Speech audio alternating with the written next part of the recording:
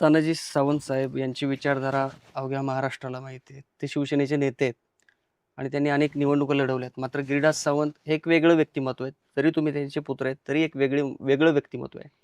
तुम्ही कुठली राजकीय विचारधारा तुम्हाला पटते आणि कुठल्या विचारधारेखाली तुम्हाला काम करायला आवडेल भविष्यात? आता राजकारण हायब्रिड होत चाललंय. हं, हं. तेव्हा समाज हिताची विचारधारा घेऊन पुढे चाललं पाहिजे, ही काळाची गरज आहे. म्हणजे कसं?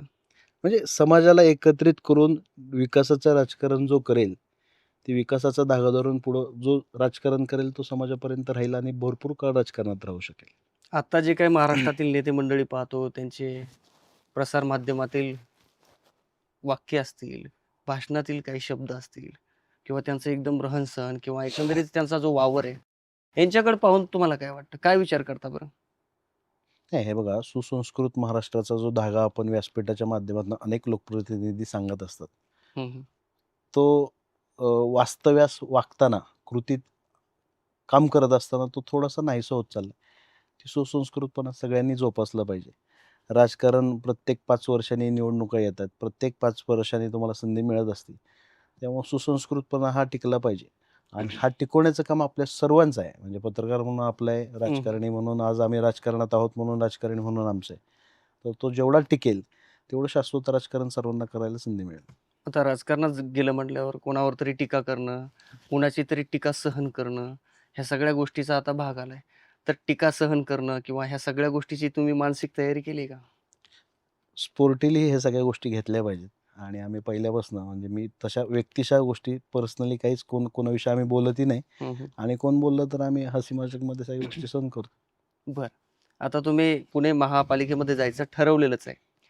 तर पुण्यात तुम्हाला साधारण काय समस्या जाणवल्यात? साधारणतः आमच्या भागापुरता जर विषय हा बोलायचा झाला दक्षिण पुण्याच्या नगरीपुरता, हं, हं. ट्रॅफिक ही फार अलीकडच्या काळामध्ये मोठी समस्या झालेली आहे. हं, हं. त्याच्यानंतर जे विस्थापित लोक ह्या शहरामध्ये ह्या अलीकडच्या भागामध्ये जे वाढायला लागलेले त्यांच्या रोजगाराचा प्रश्न एक आहे. हं, हं. रोजगार नसल्यामुळे गुन्हेगारी होती आणि त्या गुन्हेगारीमुळं सर्वसामान्य जे लोक आहेत, जो साधारणतः मिडल क्लासचे लोक आहेत, ज्यांना फक्त त्यांचं काम दाम धंदा उद्योग आणि स्वतःचं कुटुंब, ही कुठं तर सुरक्षतेचा फार मोठा प्रश्न या संबंध शहरामध्ये किंवा आम्ही राहतो त्या भागामध्ये तरी तो आहे.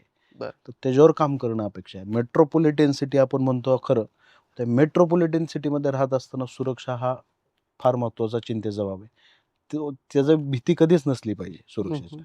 तर त्याच्यावर काम करणं अपेक्षित आहे. ट्रॅफिकवर काम करणं अपेक्षित आहे आणि अनेक सामाजिक भरपूर प्रॉब्लेम्स आहेत. पण हे दोन पुढच्या काळामध्ये ह्याच्यावर काम होणं गरजेचं. सोशल मीडियाच्या भाऊ गर्दीत विश्वासार्हतेने चकाकणारे नाव म्हणजे लेट्सअप मराठी. सगळ्यांना, सगळ्या नागरिकांना ती स्पीच, ती लेट्सअप वरील मुलाखती म्हणजे विचारांचा खजिना. त्यानंतरच्या निवडणुकीमध्ये मला सोडून गेले.